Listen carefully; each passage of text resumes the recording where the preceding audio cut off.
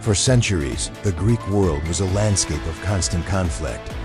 Powerful city-states like Athens, Sparta, and Thebes were locked in a perpetual struggle for power. These weren't minor skirmishes.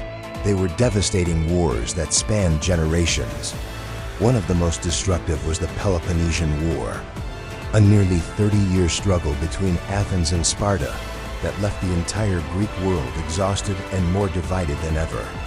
This endless cycle of rivalry weakened Greece, and far to the east, a colossal power was watching: the mighty Achaemenid Persian Empire. Long before the rise of Macedon, Persia had already dreamed of conquering Greece. During the reign of Xerxes I, son of Darius I, the Persian Empire launched one of the largest invasions the ancient world had ever seen. Xerxes wasn't just seeking revenge for his father's earlier failure. He wanted total domination. In 480 BCE, he assembled an army so vast that ancient historians claimed rivers ran dry when his soldiers stopped to drink. His forces crossed into Europe over the Hellespont on massive floating bridges, and at first, it seemed nothing could stop them. Greek cities were overwhelmed, and even Athens itself was captured and burned. But the Greeks refused to surrender. Slowly, the tide began to turn. At the pivotal Battle of Salamis, the smaller, more agile Greek navy trapped and destroyed the massive Persian fleet. Soon after, the Persian land army suffered another crushing defeat at the Battle of Plataea. The invasion had failed. Xerxes returned to Persia, his dream of conquering Greece shattered. After his failed campaign, Xerxes I shifted his focus to grand construction projects, expanding the magnificent palace complex at Persepolis. But behind the golden halls of the Persian court, political tensions were simmering. Powerful nobles vied for influence, and court intrigue became a constant threat. Then, in 465 BCE, the empire was rocked by a dramatic event. Xerxes was assassinated inside his own palace. Ancient sources point to a conspiracy led by a powerful court official named Artabanus, possibly with help from the palace guards. The exact details are lost to history, but the result was clear. The King of Kings had been murdered. The Persian throne, once a symbol of absolute power, was now a place of immense danger.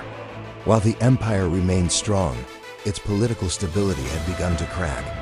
Meanwhile, back in the Greek world, chaos reigned. The end of the Peloponnesian War didn't bring peace, only a new period of instability.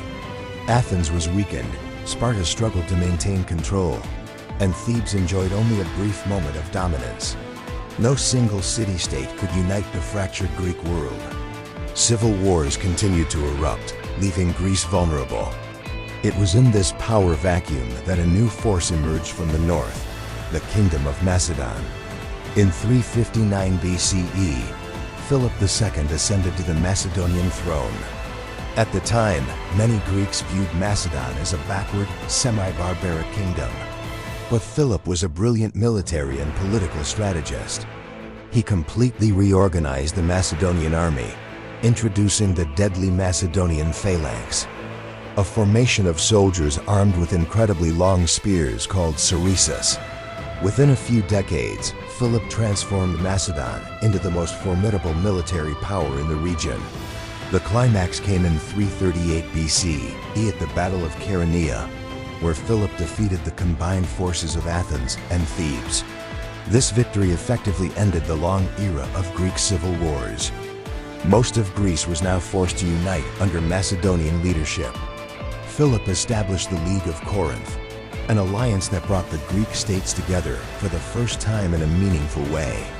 And with a united Greece at his back, Philip announced a bold, audacious plan to lead a pan-Hellenic invasion of the Persian Empire. But just as preparations were underway, tragedy struck. During a public celebration, Philip II of Macedon was assassinated. His throne passed to his 20-year-old son, a young man named Alexander. Many Greek cities saw this as an opportunity. They believed the young king would be weak and that Macedonian control would crumble. Rebellions erupted across Greece, with the most dangerous one coming from the powerful city of Thebes. Alexander's response was swift and brutal. He marched his army south and destroyed Thebes completely, razing it to the ground as a warning. The message was unmistakable. Greece would remain united under Macedonian rule. With Greece firmly under his control, Alexander revived his father's grand plan, the invasion of Persia. His motives were threefold. First, it was about revenge. The memory of Xerxes' invasion and the burning of Athens a century and a half earlier still lingered in the Greek consciousness. Second, it was about wealth. The Persian Empire was the richest in the known world, its treasuries overflowing with unimaginable amounts of gold and silver. And third, it was about glory. Alexander, driven by a deep-seated belief in his own destiny, sought to achieve greatness that would echo through history. Conquering Persia would make him the greatest king who ever lived. At that time, the Persian throne was held by Darius III. Few in the sprawling empire believed that the young Macedonian king and his relatively small army posed a genuine threat.